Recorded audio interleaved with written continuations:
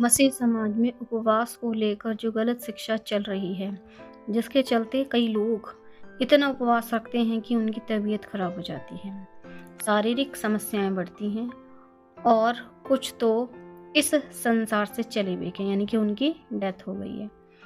क्या कभी सोचा है कि परमेश्वर कभी मनुष्य को कष्ट देकर प्रसन्न होते हैं? अगर परमेश्वर मनुष्य को कष्ट देकर प्रसन्न होते हैं तो जब परमेश्वर ने आदम को बनाया था तो आदम को बनाने से पहले परमेश्वर ने उनकी ज़रूरतों को ध्यान में क्यों रखा और उन बातों को ध्यान में रख करके परमेश्वर ने क्यों बनाया आदम को, और आदम को बनाने से पहले उसके खाने के लिए वो सारे फ्रूट्स बनाए, वो सारे पेड़ों को बनाया। जब परमेश्वर मनुष्य को बना रहे थे तो क्या इसलिए बना रहे थे कि मनुष्य परमेश्वर की महिमा करे या फिर परमेश्वर मनुष्य में अपनी महिमा को दिखाए? परमेश्वर ने मनुष्य को किसी साधारण व्यक्ति या स्वर्गदूत या जानवरों की तरह नहीं, लेकिन अपने लिए बनाया है, अपनी महिमा को उसमें प्रकट करने के लिए बनाया है। बाइबल क्या कहती है उपवास के विषय में? मनुष्य को कैसा उपवास रखना चाहिए? योएल भविष्यवक्ता की पुस्तक से आप पढ़ेंगे, योएल 2:12। तो भी यहोवा की यह वाणी है, अभी भी सुनो, उपवास के साथ रोते पीटते अपने पूरे मन से फिर कर मेरे पास आओ। वो लोग जो परमेश्वर के नियम, कायदे, कानून, वाचा, सब बातों को जानते थे, जिन्हें हम कहते हैं इज़राइली, वो लोग परमेश्वर से भटक गए थे और परमेश्वर उनसे कहना चाहते थे कि अपने मन को फिरा कर मेरे पास आओ, क्योंकि उनके पास परमेश्वर की आज्ञा थी। और आज मेरे और आपके पास परमेश्वर का अनुग्रह है।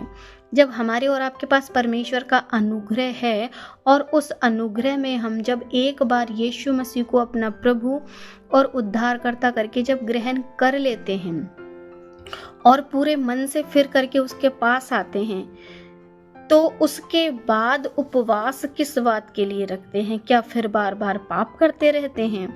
क्योंकि यहाँ पर ये आयत बताती है कि यहोवा की यह वाणी अभी भी सुनो, उपवास के साथ रोते पीटते अपने पूरे मन से फिर कर मेरे पास आओ।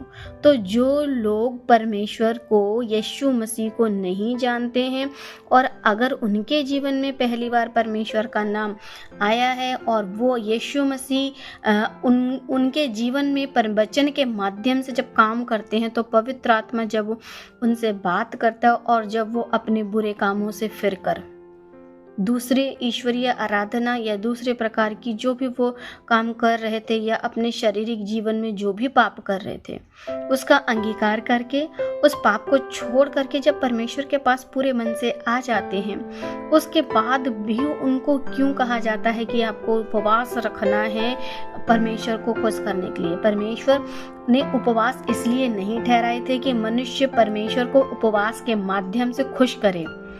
उपवास तब ठहराए थे जब परमेश्वर ने कहा था कि अपने मन को फिराओ। रात दिन मनुष्य उपवास रखता रहे और गुनाह पाप करता रहे तो क्या ये परमेश्वर को पसंद आएगा? आप उपवास रखो लेकिन अपनी आंखों को गलत चीज़ों को देखने से ना रोको। आप उपवास रखो और अपनी जुबान को गलत बातों को कहने से ना रोको। आप उपवास रखो और मन में किसी के प्रति बुरी बातचीत रखो, किसी को ठगने की बात रखो, तो क्या परमेश्वर ऐसे उपवास से प्रसन्न होंगे? परमेश्वर को ऐसा उपवास पसंद नहीं आता है। प्रेरितों के काम 14:22 जो कि नए नियम में आपको पढ़ने को मिलेगा, और चेलों के मन को स्थिर करते रहे और ये उपदेश देते थे कि विश्वास में बने रहो, और ये कहते थे कि हमें बड़े क्लेश उठाकर परमेश्वर के राज्य में प्रवेश करना है। और लोगों में क्या चल रहा था? जब चेले मन को लोगों के मजबूत कर रहे थे, वचन से उन्हें समझा रहे थे। आज ये शिक्षा तो नहीं चलती है कि हमें परमेश्वर को लेकर के क्लेश उठाने हैं, तकलीफ झेलनी है, हमें परमेश्वर के राज्य के लिए काम करना है, मन को स्थिर करना है ना कि उपवास में, विश्वास को स्थिर करना है ना कि उपवास में रहना है। परमेश्वर के वचन के लिए क्लेश उठाने हैं। क्लेश कब मिलते हैं? जब आप किसी को वचन सुनाते हो और वो आपकी बातों को नकारता है। परमेश्वर के राज्य में प्रवेश करने के लिए बहुत सा प्रयास करना है, लेकिन उपवास नहीं। अगर मनुष्य रात दिन उपवास ही करता रहेगा तो फिर वो परमेश्वर के काम के लिए उसके अंदर ताकत कहाँ से आएगी। परमेश्वर तो खुद एलिया के समय में एलिया से कहता है कि भाई उठो खाओ, क्योंकि तुमको अभी बहुत काम करना है। तो कैसे लोग हैं कि बिना बात के, जैसे यीशु ने कहा था कि ये वो लोग हैं जो सौंफ और धनिये का भी दसवांश देते हैं और बड़ी बड़ी गूढ़ बातों को लोगों को नहीं सिखाते। आज भी ऐसे ही प्रचारक हैं, बड़ी बड़ी बातें जो परमेश्वर की शिक्षा की हैं उन्हें नहीं सिखाते हैं, क्योंकि वो ऐसी बातों को अपने जीवन में ले लेते हैं कि एक स्त्री थी, वह 14 वर्ष से विधवा थी और मंदिर को नहीं छोड़ती थी, उपवास और प्रार्थना कर करके रात दिन उपासना करती थी। तो हमको भी कुछ इस तरीके से उपासना करनी है कि रात दिन परमेश्वर के लिए उपवास रखने हैं और प्रार्थना। कुछ लोग इतना प्रार्थना को जोर देते हैं कि मनुष्य के घुटने तक खराब हो जाए, घुटनों पर आओ, घुटनों पर आओ, घुटनों पर आ करके प्रार्थना करो, उपवास करो। बस घर बैठे करते रहो, लेकिन बाहर जाकर के लोगों को सुसमाचार ना सुनाओ और ना ही उन्हें वचन से जागृत करो। इस विषय में बात नहीं करते हैं।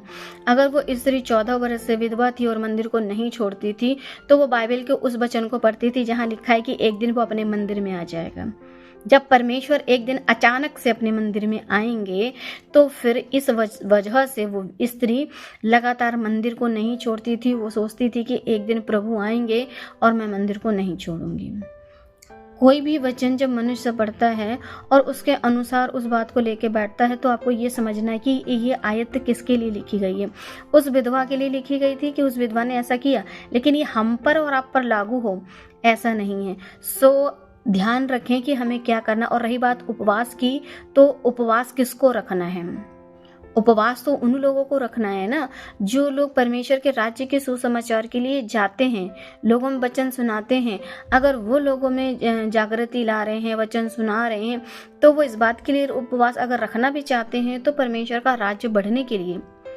और जितने भी लोग ये सोचते हैं कि आप उपवास रख के परमेश्वर को प्रसन्न कर लोगे, सो कोई भी मनुष्य पूरी जिंदगी भूखा रहे तो भी परमेश्वर को प्रसन्न नहीं कर सकता। परमेश्वर को प्रसन्न करने के लिए मनुष्य को अपना चाल चलन सुधारना है। आंखों में जो भूख है ना, अभिलाषा है, आंखों में जो गंदगी भरी हुई है, आँख में जो आपके लट्ठा भरा हुआ है, अगर आप उसको निकाल दोगे ना तो उसके लिए आपको उपवास रखने की ज़रूरत ही नहीं पड़ेगी। किसी को लूटने का लालच भरा हुआ है, किसी को उल्टी शिक्षा देने का आपके जीवन में लालच भरा हुआ है, आप लोगों को लूट रहे हैं पैसों के नाम पर, उपवास के नाम पर, प्रार्थना के नाम पर। अगर ये सब कर रहे हो और फिर भी 40 दिन के या 20 दिन के या 30 दिन के या 3 दिन के कैसे भी उपवास रख रहे हो, कोई फर्क नहीं पड़ता परमेश्वर को, क्योंकि आप परमेश्वर की आज्ञा को नहीं मान रहे, चाल चलन ठीक नहीं कर रहे हो। और जैसा अभी हमने पढ़ा था योएल 2:12, तो भी यहोवा की यह वाणी अभी भी सुनो, उपवास के साथ रोते पीटते अपने पूरे मन से फिर कर मेरे पास आओ। और जिस मनुष्य का मन परमेश्वर के लिए फिरा हुआ नहीं है वो कितने ही उपवास रख ले। जब आपके मन में लालच भरा हुआ है, लूट भरी हुई है, तो आप चाहे कितने ही उपवास रख लो या जो भी मनुष्य कितने भी उपवास रख ले, परमेश्वर को कभी प्रसन्न नहीं कर सकते। तो सोचो कि कौन सा उपवास रखना है। अपनी आंखों को गलत चीज़ों को देखने का उपवास, जुबान को गलत बोलने का उपवास, मन से गलत सोचने का उपवास, या किसी भी प्रकार की गलत बात अपने जीवन में लाने का, अपनी चाल चलन को सुधारने का उपवास। आज आपको सोचना है कि सिर्फ पेट की रोटी छोड़नी है या फिर अपने शरीर में जो उठती गलत अभिलाषाएं और इच्छाएं हैं उनको छोड़ना है। आपको तय करना है आपको कौन सा उपवास रखना है। सो परमेश्वर जितने भी इस वचनों को सुनते हैं आप आगे शेयर कर सकते हैं, आपको पसंद आए तो लाइक कर सकते हैं, जैसा आपको लगे वैसा आप कमेंट कर सकते हैं। और परमेश्वर हम सभी को अपनी शिक्षा के माध्यम से और भी जागृति के साथ बढ़ाए ताकि समझें उपवास प्रार्थना हमारे जीवन के लिए ज़रूरी है, लेकिन क्या परमेश्वर का राज्य बढ़ रहा है या सिर्फ हम अपनी ही ज़रूरतों के चलते ये काम कर रहे हैं।